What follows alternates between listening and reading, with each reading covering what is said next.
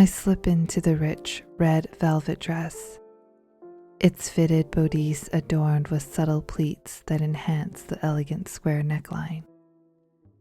The long fitted sleeves wrap me in warmth, a welcome comfort against the winter chill.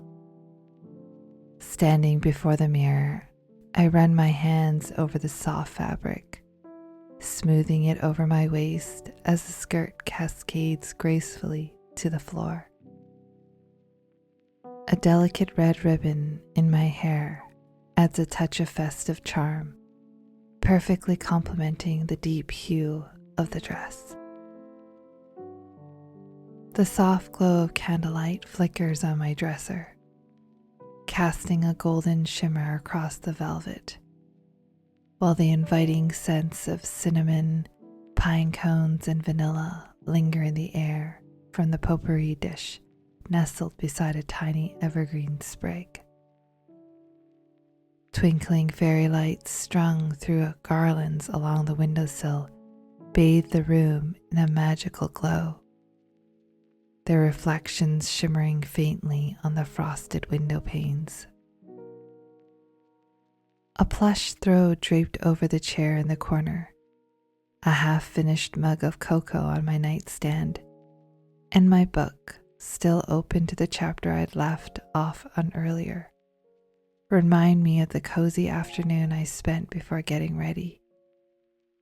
The faint sound of holiday music drifts from the other room, mixing with the hum of the city. I look at the clock and realize it's almost time to leave for the corporate Christmas party. I peek outside my bedroom window, and the snow has just begun to fall. It's only a dusting on the road, but under the street lamps, I can see the tiny snowflakes gently floating downward. Everything around me, the sights, the scents, the warmth, feels unmistakably like Christmas. I head back to look into the mirror, pulling my stomach in and thinking about the last few weeks spent working to lose the extra 10 pounds. I'm as nervous as can be. My hands feel clammy, my throat dry, the sleepless nights filled with thoughts of telling myself, this is the moment, I'm gonna do it. I'm going to tell him that I'm head over heels in love with him. No, just kidding. I'm just gonna let him know that I'm interested. It's the perfect timing, because if it doesn't work out, our project together is wrapping up the week after Christmas. All right, a bit of context. This year I got promoted and moved to a new branch as a content strategist in our global branding agency. It's a big company, and I definitely noticed him around the office. I guess life was giving me a chance though, because we were assigned to work on a project together. I still remember our first meeting.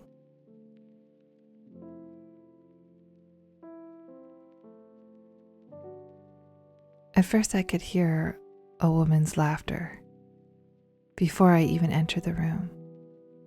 It was Jane McMillan, the office flirt, a perky 22-year-old just breaking into the industry.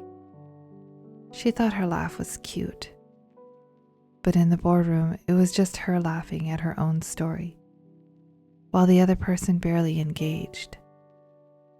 I walked in, balancing my laptop in one arm and a steaming cup of tea in the other, pushing my back against the glass doors of the boardroom. This was a small team my boss had put together to pitch a new client. And there he was, sitting beside Jane.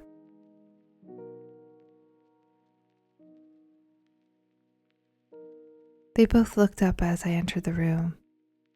I couldn't help but feel my cheeks flush as I took a quiet swallow and met his eyes for the first time. Hold it together, Lori.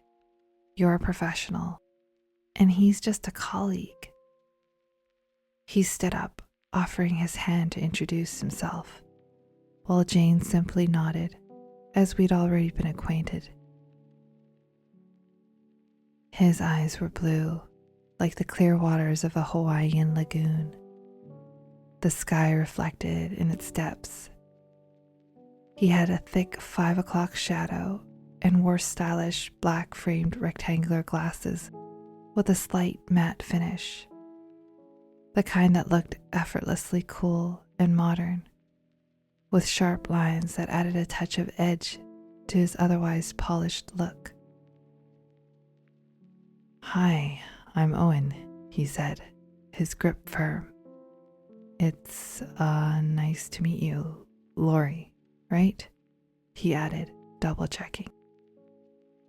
"Yes," I said, sounding almost like a bride saying "I do." But I quickly added, "It's nice to meet you too, Owen." I took a deep breath and smiled at the two of them. A fog seemed to settle over my eyes, that dreamlike feeling when life feels more like you're living in a memory than in reality. The kind that makes you wonder if you need to pinch yourself just to make sure it's real. I took my seat across from them and we began working on the marketing proposal. Every so often, Jane would try to get his attention with a compliment or a joke, but he simply nodded politely, always composed. The quiet type, the mysterious, brooding kind, yet still friendly, never flirtatious. I found it easy to work with Owen.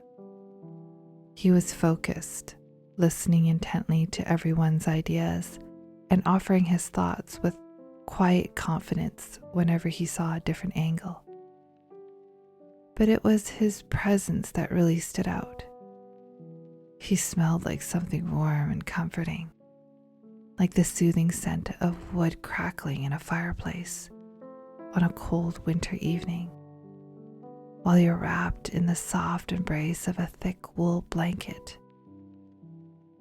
It was the kind of warmth you feel when you curl up with a hot cup of cocoa, the steam rising gently into the air and the heat settling deep inside you. Owen made me feel at ease, safe, and yet at the same time, weightless. To be honest, I liked how unfazed he seemed by Jane. He didn't give her the time of day, always steering the focus back to the project at hand. Owen was definitely professional, dedicated to proving himself at the agency and setting himself up for a promotion. He seemed genuinely passionate about the work we were doing, without any airs about it, and I really admired that. He was quiet, but not in the sense of being reserved or distant. He only spoke when necessary, and when he did, it was always thoughtful and to the point. For several months, we met weekly as a team. Owen and I worked well together, but Jane made it difficult to engage in any other conversation when she was around, always drawing attention with her antics. But I remember one particular occasion, right in the middle of our project. It was a rainy day outside, the kind where you could hear the rain softly tapping against the window, and the glass panes were streaked with tiny rivers cascading like a maze over the large, expansive windows of our glass-lined office tower. Jane had conveniently called in sick that day, the Friday before the long weekend, leaving just Owen and me to review campaigns and strategize our next promotional idea to keep the client engaged. The office felt warm and inviting, a comforting contrast to the cool, rainy world outside. The low hum of the fluorescent lights above mixed with the soft sound of rain against the windows, creating a peaceful backdrop for our work. The gentle golden glow from the desk lamps made everything feel soft and intimate, like we were in our own little bubble away from the storm outside. The air carried a faint scent of fresh rain, but the warmth inside made it feel like the coziest place to be. It was almost as if the rain itself had wrapped the room in a blanket of calm, making it easier to focus. Owen and I sat across from each other, the sound of the rain blending with our quiet conversation as we thumbed through the campaigns together. And for a moment, everything outside of that room seemed to disappear.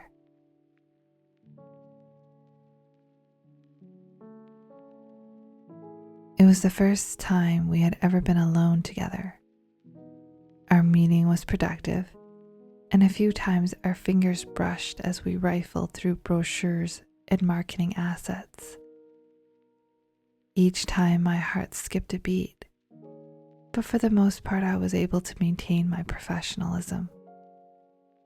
Still, that day felt different. Maybe it was just being alone with him, but I could smell him so clearly. He smelled like warm roasted vanilla beans and wood, with a touch of cinnamon and clove. His scent filled the air, and I found myself gulping in the silence as we contemplated which promotion would work best. I could feel my heartbeat pounding in my ears, convinced my gulp was the loudest thing in the room. But instead of my nerves, I heard his stomach growl, and it broke the tension. Without thinking, I suggested we take a lunch break and come back to it in 30 minutes. For the first time, he blushed, a subtle smile tugging at the corners of his mouth. I chuckle awkwardly, my stomach reminding me it's been hours since I last ate. Damn, I wasn't expecting that. I didn't want to make things weird, but her suggestion to take a lunch break is a relief. I glance up at her. She's tucking a strand of hair behind her ear, and for some reason, I can't stop staring. That's when I smell it again, her shampoo. It's sweet, fresh, and it pulls me in like nothing else. I usually don't get distracted by stuff like this, but there's something about her, something in the way she carries herself, how she doesn't seem to notice how much of an effect she has on me. I laughed to myself, thinking back to how she'd noticed me blushing earlier. Usually it's the other way around. Women flirt with me at work, but this feels different. I exhale softly, mentally reprimanding myself. Come on, Owen. You're an attractive guy. She's smart, funny, and surprisingly normal. Why is this so hard? How do I bring up a conversation that isn't about work? Something more personal. But then again, what am I thinking? I'm a professional. This is work, not pleasure. Maybe I could ask her out to lunch? No, that sounds lame. And just like that, she stands up and heads toward the door for lunch. Great. I watch her walk away, feeling that familiar twinge of regret. I lean back in my chair, letting my head fall against the backrest as I roll my eyes. so far into my head I almost lose my bearings. Seriously, Owen? I just let the moment slip. I can't believe I'm letting this get to me.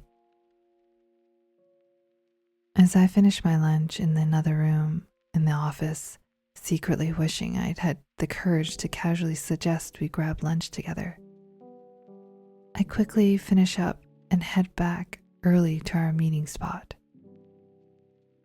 Owen is still there, sitting at the table with an empty sandwich wrapper in front of him. He's got AirPods in, listening to something as he doodles on a piece of paper, looking completely absorbed. I hesitate for a moment, wondering if I should give him space to finish his break and come back in another 10 minutes, sticking to our 30-minute lunch break. But before I can make up my mind, he looks up, as if sensing my presence. He pulls one of his earbuds out and says, "Oh, you're back. We can get started anytime if you're ready." A small flicker of confidence sparks inside me, and I decide to take a bit of initiative. "What are you listening to?" I ask, genuinely curious. He takes a moment, putting one hand over his mouth to cover a smile, before slowly placing his thumb and forefinger on his chin, adopting a thoughtful, contemplative pose. His mouth opens slightly, as if he's about to say something, but then closes it again. There's a flicker of something in the way he looks at me, a teasing, charming quality that I rarely see when he's focused on work. Just the music," he finally declares, the corner of his lips lifting. "You want to listen?" I feel a rush of surprise. Wow, I think to myself, he took the bait. If Jane were here, she'd be all over that. "Yeah, of course."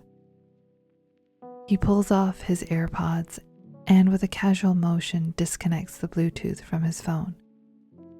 The soft music begins to spill into the room, and I can't help but feel like this simple gesture somehow shifts the dynamics between us.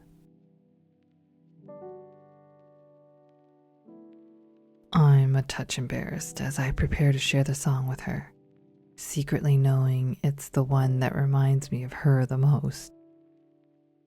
It was a great beat, the kind that makes you wanna sway, but just a little more punch. The lyrics speak about someone who can always lift the other person up, making them feel better and, in essence, making life sweeter. Every time I've spent with her, it's the way she makes me feel, like nothing else matters. But being the mysterious, brooding type, I wonder if she'll just laugh at how cheesy my choice is. Still, I feel compelled to share it with her.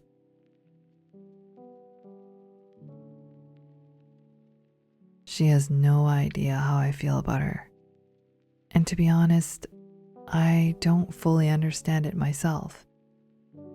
But in this moment, it would be nice to let her in on something, even if just a little bit.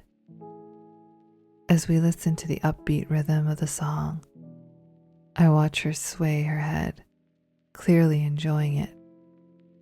Our eyes meet briefly, and for a split second, we share a lingering smile.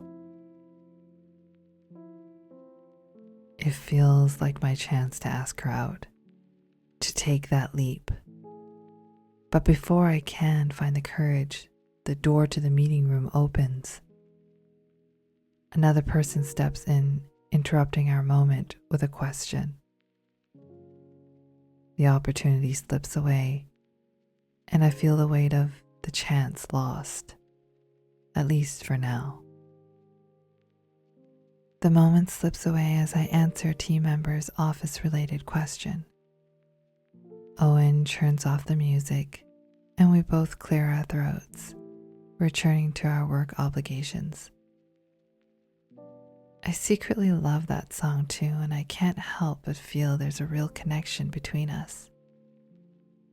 But maybe he's feeling the same way? My heart reads one thing, but my mind screams another. How do I even know if he's remotely attracted to me? I'm the type of person to overanalyze. I know that. I start reading into everything when I should just let things be more casual.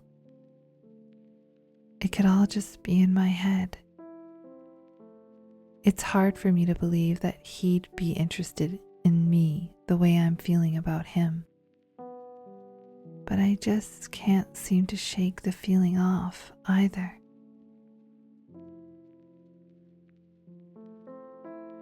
For weeks now, I've been trying to figure this out. From the moment we started working together, there's something about Lori that's different. There's something about Lori that sets her apart from other women I know. For one, she's incredibly smart, laser focused on advancing her career, and I truly admire that. She's not overly flirtatious, or at all, really, which stands out to me, especially considering how many women tend to turn up the flirtation around me. I just want to meet someone with more depth, but with still a zest for life.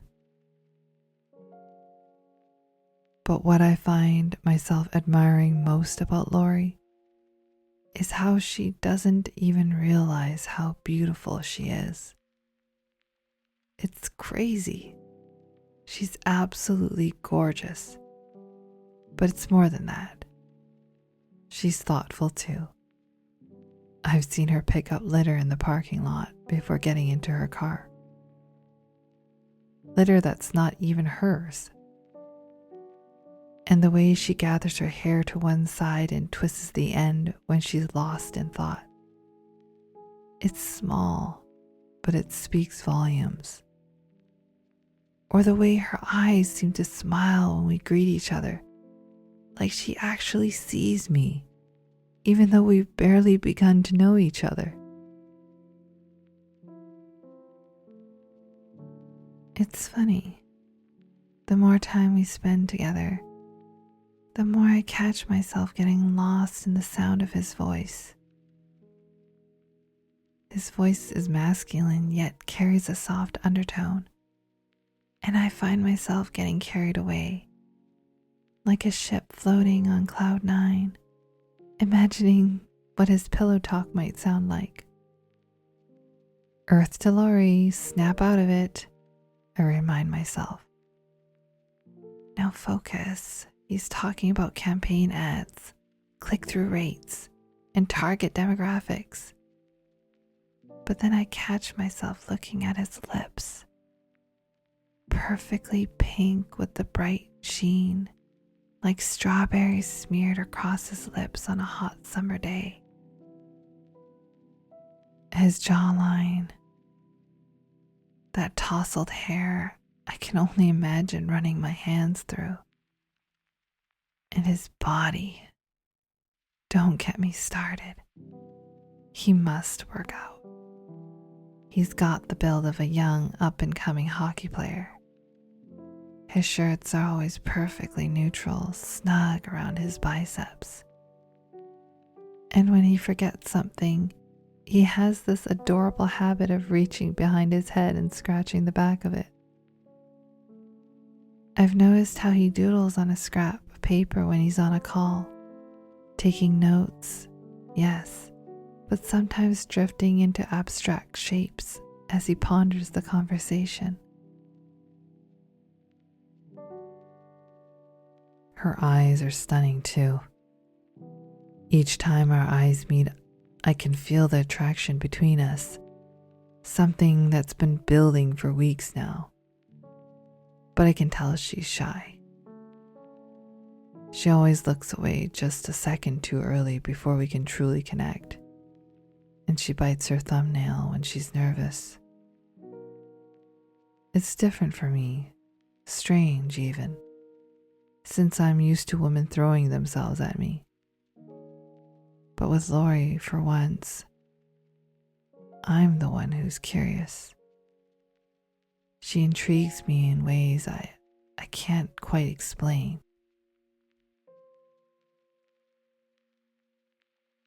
I'm excited for tonight. Maybe for once we can have a conversation that's not about work. Something easy, maybe even personal. Taking one last look in the mirror, I adjust the lapels of my dark brown tweed blazer. Beneath it, the deep burgundy sweater paired with a light blue button-up shirt feels like the perfect balance of festive and understated. I carefully tuck the Christmas-themed pocket square, a playful red with tiny golden accents, into my blazer pocket. Dark, slim-fit jeans keep the look relaxed, while polished brown leather shoes make it just formal enough for a corporate holiday party. I run a hand through my hair, ensuring it's neatly styled, and take a deep breath. It's classy, comfortable, and exactly what I need tonight. I'm ready. Maybe this is the night Lori and I can finally break through the shy wall she keeps between us.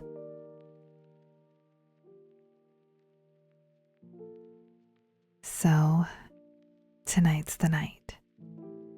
The perfect setting. Mingling, music, and I finally can get the chance to show him a side of me that isn't the girl who always got her head down during meetings, taking notes and staying laser focused on work. But gosh, am I nervous. My stomach feels like there are sea otters inside, twirling around, or slugs maybe. I don't even know. I just feel nauseous thinking about seeing him there with no excuse to talk about work. I mean, I could talk about work, but that would be really lame, right? Besides, I'm trying to build courage here. Lori, quit trying to back out. For once, you're going to ask a guy out. A guy from the office. You're daring, confident Lori tonight, right? I say this to myself, but I can't help but bite the end of my thumbnail as I pace around my apartment bedroom. Guess the last thing to do is slip on my red pumps and head down to the underground parking garage. It's time to drive to the corporate Christmas party and face whatever comes next. I grab the card sealed in a red envelope. Yes, if I can't say it out loud, I'm going to do the cheesy thing and give him a Christmas card laced with my true feelings. Because at Christmas, you tell the truth, right? Isn't that what they said in Love Actually? Now I'm taking advice from a Christmas rom-com. Well, I remind myself, if it doesn't go well, I'll probably come home, change into my jammies, curl up with my furball friends, and watch Love Actually. As I picture myself curled up on the sofa with my two furballs, I realize I won't be alone exactly. At that moment, my adorable calico cat, Jerry, rubs against the side of my legs, as if reassuring me for the night's events, or perhaps just asking for dinner before I leave. Either way, I appreciate it. His sister, fast asleep on the blanket across the sofa, purrs contentedly. Oh, Jerry, you're wishing me luck, aren't you? I murmur, scratching gently under his chin and giving his head a soft pat. I grab my purse and jacket from the edge of the couch, heading toward the door. Before I leave, I place a few treats in their dishes for the night. As I close the door behind me, I hear the soft patter of one of the cats jumping down from the couch, followed by the jingle of little bells around their necks as the other scurries quickly to the feeding bowl.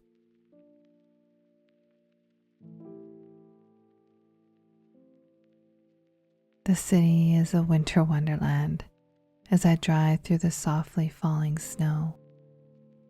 The streets lit up with holiday lights, the windows of stores glowing with festive cheer.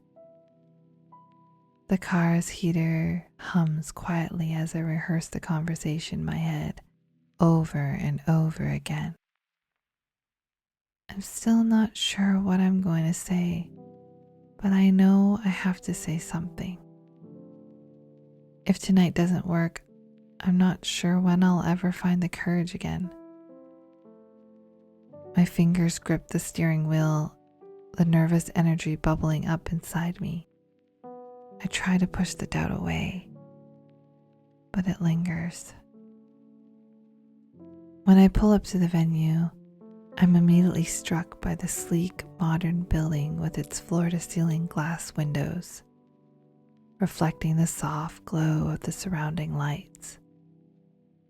The entryway is beautifully adorned with elegant garlands and sparkling fairy lights that twinkle like stars, creating a festive atmosphere.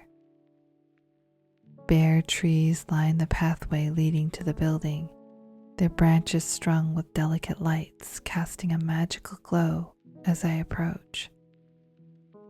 Tall potted plants decorated with vibrant ornaments stand on either side of the walkway, adding a festive touch. As I draw closer to the entrance, I pause for a moment to take in the breathtaking sight of the grand archway. Its towering structure is adorned with lush pine branches, sparkling lights, and carefully arranged garlands arching high above, framing the entrance like a winter wonderland.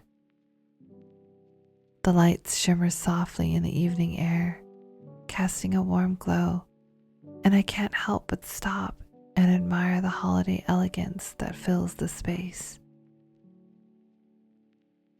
With a final glance at the stunning arch, I step forward, crossing the cobblestone pathway beneath it and making my way toward the building's doors. Inside the foyer is even more enchanting. A towering Christmas tree stands at the center, adorned with shimmering gold and silver ornaments, sparkling lights, and a glowing star at the top.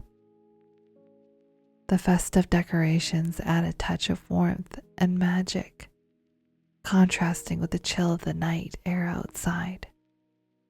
The sounds of laughter and clinking glasses spill from the open doors, blending with the faint hum of holiday music as I step inside, feeling the embrace of the festive atmosphere.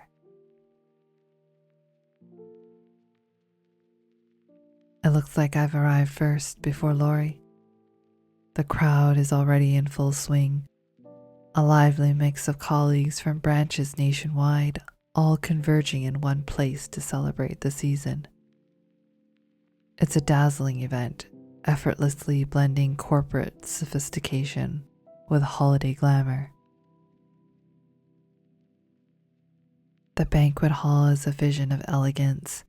A soft melody flows through the room, courtesy of a pianist seated at the grand piano near the far wall. His music weaves through the hum of animated conversations and the clinking of glasses. The lush carpet beneath my feet leads to the gleaming dance floor at the center of the room, its surface reflecting the warm glow of cascading chandeliers above. A display of ice sculptures immediately catches my eye, each a delicate masterpiece carved into festive shapes, reindeer, snowflakes, and even an intricate holiday wreath. Along the perimeter of the hall, tables brim with indulgent offerings, a decadent chocolate fondue fountain surrounded by an artful arrangement of freshly cut fruit, gourmet cheeses, crisp vegetables, and fluffy marshmallows for dipping. The rich aroma of chocolate mingles with the faint scent of peppermint lingering in the air, creating an intoxicatingly festive atmosphere. One corner of the hall draws an especially lively crowd, a Pictures with Santa station. The setup is chic and whimsical, featuring a crimson velvet throne for the Santa actor, whose tailored suit is pristine and glittering under the lights. His elves, dressed in fitted red velvet dresses with ruffled faux fur sleeves and matching Santa hats, pose playfully for photos with guests. The station is lined with props, oversized candy canes, wrapped presents, and golden sleigh bells, allowing colleagues to capture memorable, lighthearted moments. Scattered throughout the space are grand Christmas trees, each dressed in shimmering gold and white ornaments, delicate snowflakes and strands of twinkling lights that cascade down like waterfalls of holiday magic. Satin champagne-colored curtains soften the sleek modernity of the hall, draping elegantly along the walls and framing the expansive glass windows overlooking the city skyline. Near the bar, a bespoke cocktail station is abuzz with activity as a mixologist crafts seasonal drinks like spiced mulled wine, peppermint martinis, and cranberry spritzers. Servers move seamlessly through the crowd, offering trays of hors d'oeuvres, truffle-stuffed mushrooms, smoked salmon crostini, and delicate puff pastries topped with creme fraiche. The tables scattered across the room are equally lavish, each adorned with crisp white linens, golden candlesticks, flickering votives, and festive sprigs of holly. Guests sit and mingle, their laughter blending with the soft melody of the piano. The energy of the event is palpable. Laughter echoes through the arches, champagne flutes clink in celebration, and the room glimmers with holiday cheer. Somewhere in the glittering crowd, Lori is here too. My pulse quickens at the thought, but for now, I let myself take in the splendor of it all, savoring the warmth of the magic of the evening before stepping fully into the night's festivities. Owen is standing under one of the grand archways at the opposite end of the hall, framed perfectly by the cascading greenery and twinkling light. His confident posture and easy smile make him stand out, even in the crowded, glittering space. When I spot him, my throat seems to jump backward, and my mouth suddenly feels dry.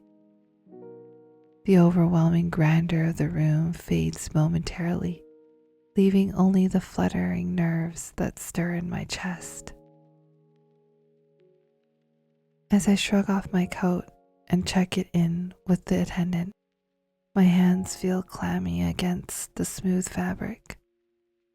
I force myself to focus on the festive surroundings, the opulence of the holiday decor, the laughter and chatter of my colleagues, the soft hum of the pianist in the background. Anything to distract from the rush of adrenaline that hits every time I glance in Owen's direction. I scan the room for familiar faces, needing a buffer before I muster the courage to approach him. A few colleagues wave me over, their friendly smiles a welcome reprieve. I join their conversation, feigning ease as we exchange pleasantries and make small talk about the event. But even as I laugh politely at a joke or a comment on the stunning decorations, my gaze keeps drifting back to where I saw Owen. He's mingling with a small group, seemingly immersed in conversation. My chest tightens as I notice his gaze shift, and for a split second, it feels like our eyes are about to meet. Panicked, I quickly turn away, forcing myself to focus on Jack from sales, who's recounting a story about last year's Christmas party. I nod along, offering a polite chuckle at the right moments, though my attention is barely tethered to his words.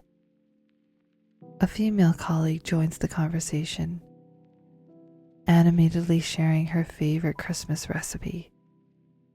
I feign interest, nodding thoughtfully as she talks about the perfect blend of spices for her gingerbread cookies. Yet, despite my best efforts to seem engaged, my gaze betrays me, flickering occasionally toward Owen. When I glance again back toward the archway, he's no longer there. My stomach sinks slightly as I scan the crowd, realizing I've lost him in the sea of well-dressed partygoers. The soft clinking of glasses and the hum of conversation around me feels louder as I excuse myself from the group, mumbling something about grabbing another drink. Making my way through the crowd, I weave between groups of colleagues, occasionally pausing to grab an hors d'oeuvre from one of the passing servers. The delicate aroma of peppermint mingles with the savory sense of roasted meats and the sweet tang of mulled wine as I move further into the heart of the room. The live pianist transitions to a festive tune, the soft notes adding to the air of celebration. I keep my movements casual, glancing around as though I'm taking in the grandeur of the event, though my real purpose is clear: finding Owen again. The knot of nerves in my stomach tightens as I make my way to the opposite end of the hall, my heart quickening with every step.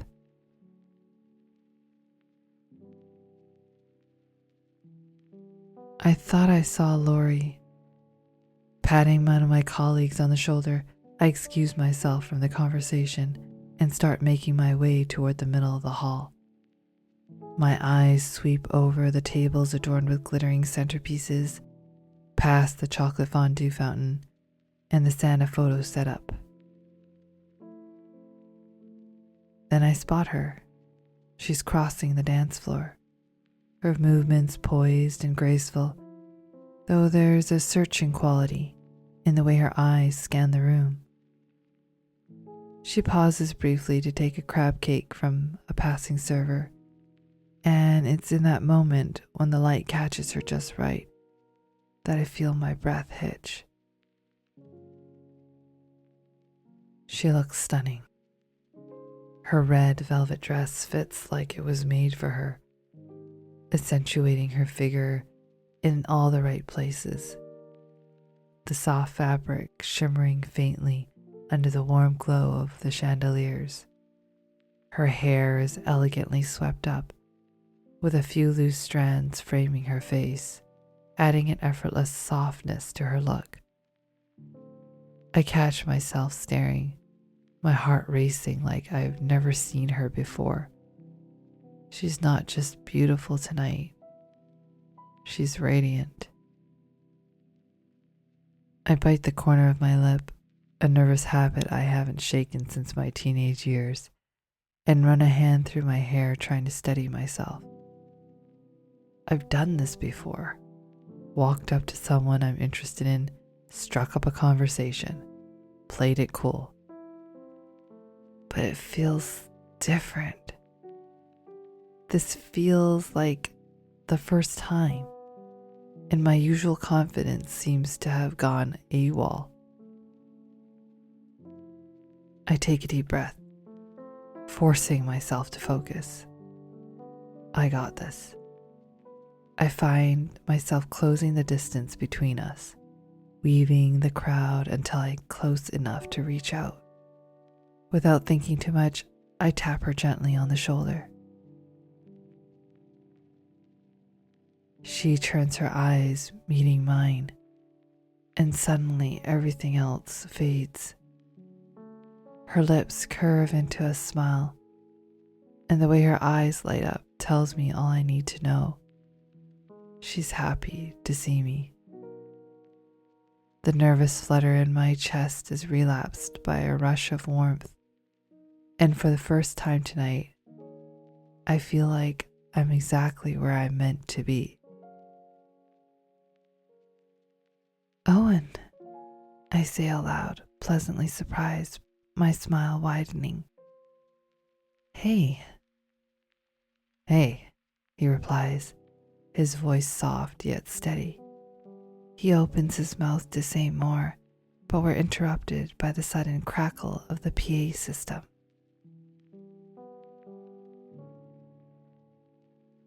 The MC's voice fills the room, announcing that the dance floor is officially open.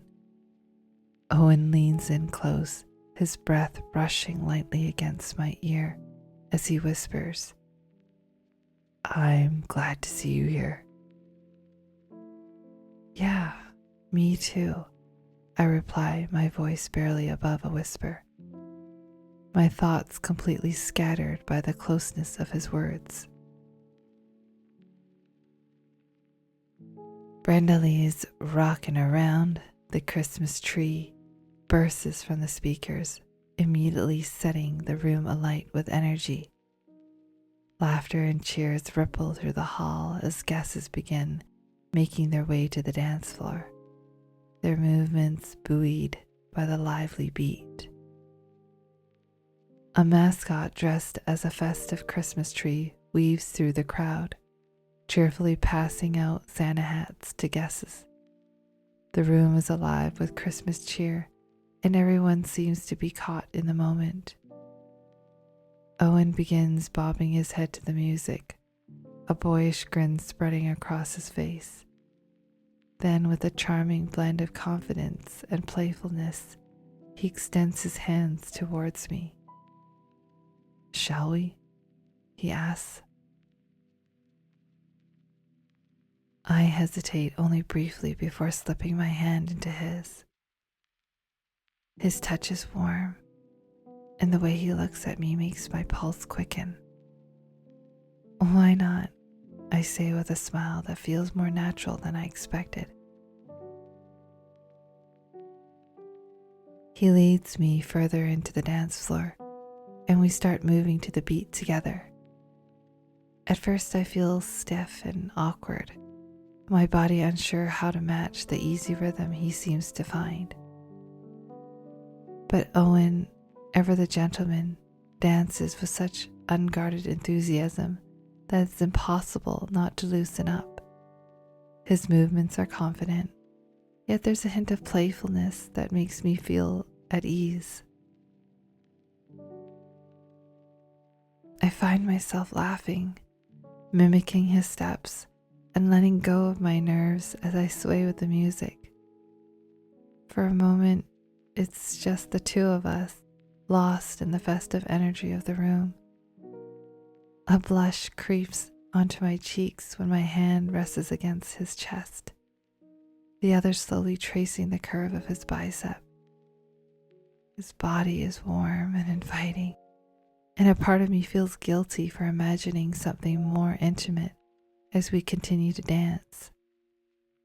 When his hands find my waist and the small of my back, I have to fight the urge to melt into his arms. The song fades into the next Christmas classic, and before I can catch my breath, Owen leans closer and asks, "Do you want to get something to drink?" His voice pulls me out of the bubble we seem to be dancing in. Everything feels like it's happening so quickly. His warm gaze, the shared dance, and now this. I had rehearsed 100 times in my head how this night would go, how I'd navigate the conversation I'd been longing to have with him. Yet, here we are, and it's Owen who's guiding every moment, leaving me completely wonderstruck. Yeah, that sounds great, I managed to say, my voice steadying as I follow him off the dance floor, wondering what could come next.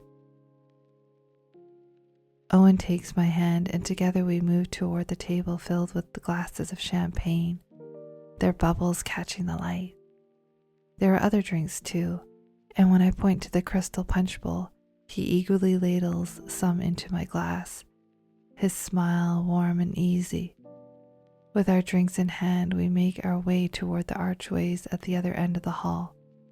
Owen mentions the view from the outdoor balcony, his voice light and inviting.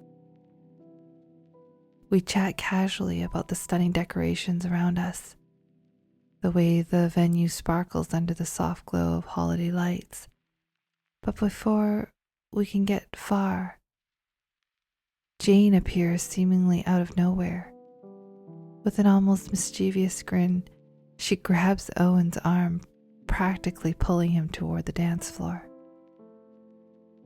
"Owen," she says with a playful urgency, "come on, you owe me a dance." Owen hesitates, glancing at me. "Actually, I was just gonna go show," he begins, but Jane isn't hearing any of it. Her grip tightens as she tugs him along, her eyes lighting up as she insists, "You were dancing earlier. Come on, it's Christmas. Don't be a Scrooge." I stand there unsure of what to do, when Jane's gaze shifts upwards and her smile widens.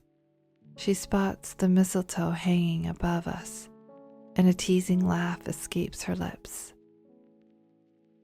"Oh, Owen," she says, her voice dipping with playful mischief as she points up to the mistletoe. Without another word, she wraps her arms around his neck, pulling him down just enough to press a quick, deliberate kiss to his cheek. Owen seems taken aback, visibly startled, trying to gently remove her arms from his neck. He stumbles, but she just laughs and pulls him toward the dance floor. My chest tightens, but I try to keep my composure. This is happening so fast, I can't seem to find a way to stop it. I excuse myself, my voice barely above a whisper as I step away. I'm not sure if anyone's even heard me, but it doesn't matter. With a quiet breath, I make my way to the glass doors leading to the balcony.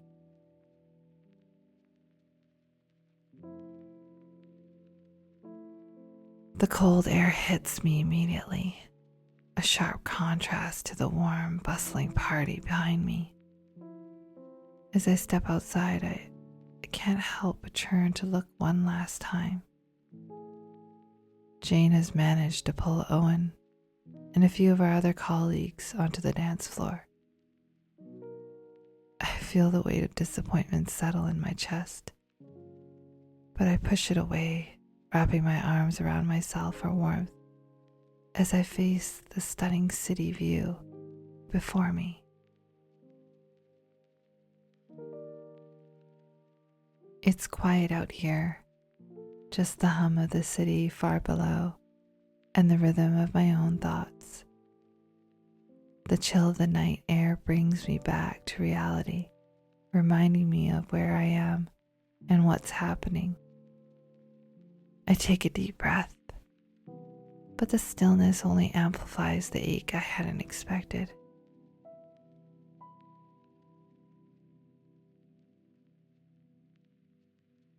Instead of going back to the party, I find myself stepping back inside the building but wandering the hallways, away from the party and the noise, searching for something, anything, to get away from my own disappointment. I settle into the quiet indoor seating area, the soft ambience of the space providing a momentary escape from the bustle of the party. The view of the city lights twinkling below me calms my mind, and for a while, I let myself get lost in the distant horizon. I wrap my arms around myself, rubbing the fabric of my sleeve to keep warm.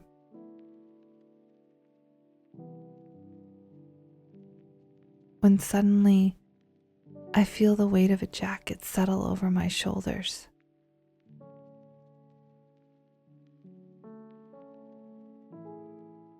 The scent hits me immediately. Vanilla, warm apple cider, with just a hint of woodiness. And I know exactly who it is without even looking. My heart melts at the gesture, the warmth of the jacket only amplifying the warmth spreading through me. I turn my head to the side, and there he is, Owen, standing just a few feet away, his gaze gentle but intent as he looks at me.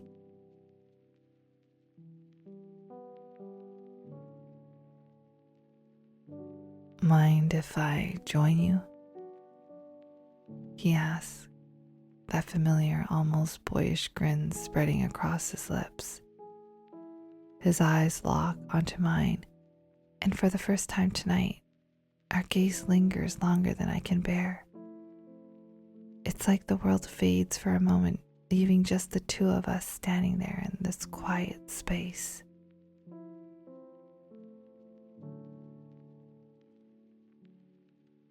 Of course, I reply, my voice soft, as I turn my gaze back to the view, trying to steady myself. My heart is racing now, the gravity of the moment sinking in. I know I'm attracted to him. I've known for a while, but in this moment, the intensity of the pull between us feels undeniable. I can't quite bring myself to say anything else. My mind is focused on the Christmas card tucked in my shoulder purse, the one I've been meaning to hand to him. I want to, but my hand won't move.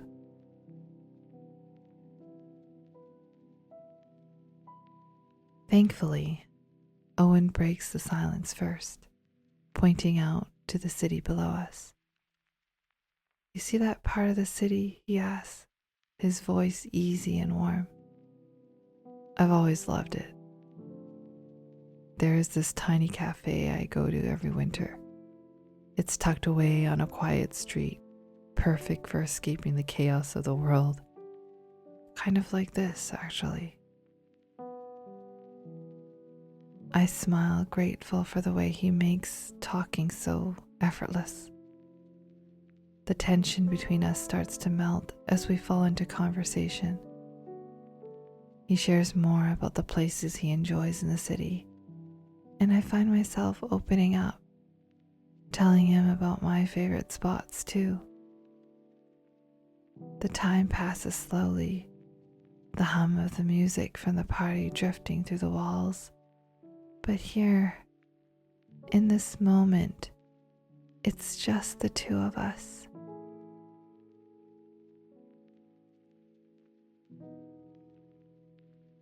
Connecting layer by layer, word by word.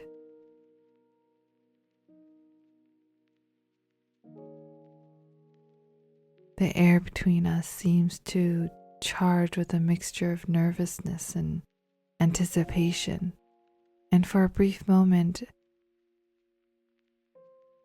I hesitate, and finally, I reach into my purse, my fingers trembling as I pull out the Christmas card.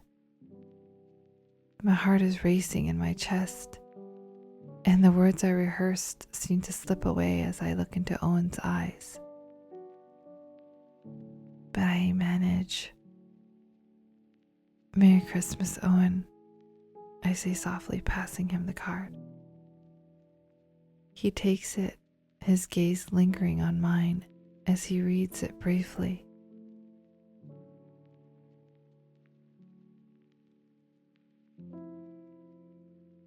She is so real, so effortlessly herself. It's impossible not to be drawn to her. The words on the card are simple, but they hit me harder than I expected. I admire how she owns her introverted side and how she's not afraid to be exactly who she is. After working with her these past few months, I feel like I finally get her. And now I know what I need to do.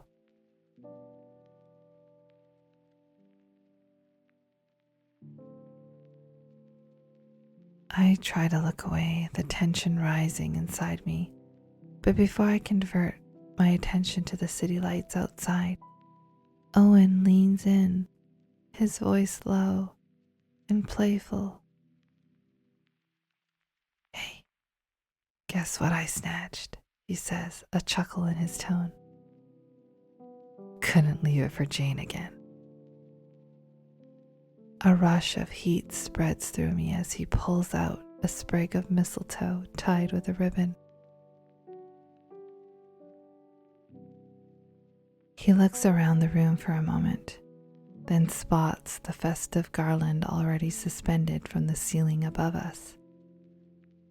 With a quick grin, he steps up onto the couch that we are both seated on, carefully tying the mistletoe onto the garland's twists, letting it hang above our heads.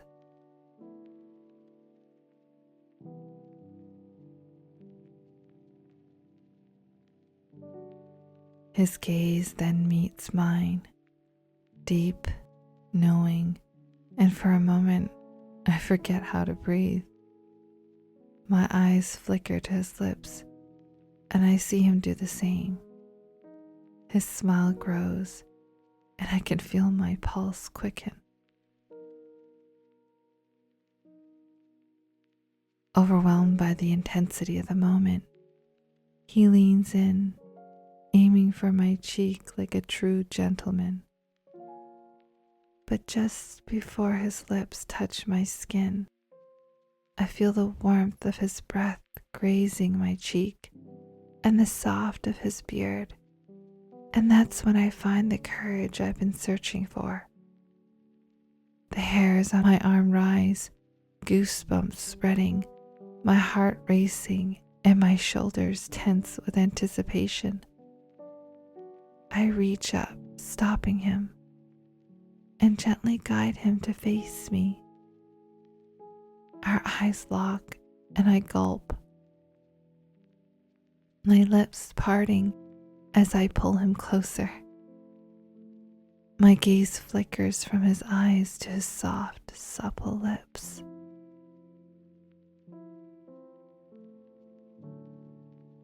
The world seems to pause. I can't believe this is happening. Owen's hands gently cup my face as he leans in, both of us now pulled into the kiss that's been building all night. It feels like a moment a candle wick is lit, my heart igniting with passion. His lips are soft, warm, and gentle, everything I've imagined and more. Each second of the kiss stretches on, the passion and longing between us filling the space, making everything else fade away. He tastes and smells like the perfect Christmas wish. The quiet, the warmth of his hands cradling my face and weaving into my hair, and the shared breath between us makes everything feel so real, so right. I know in this moment I'm exactly where I'm supposed to be, with Owen right underneath the mistletoe.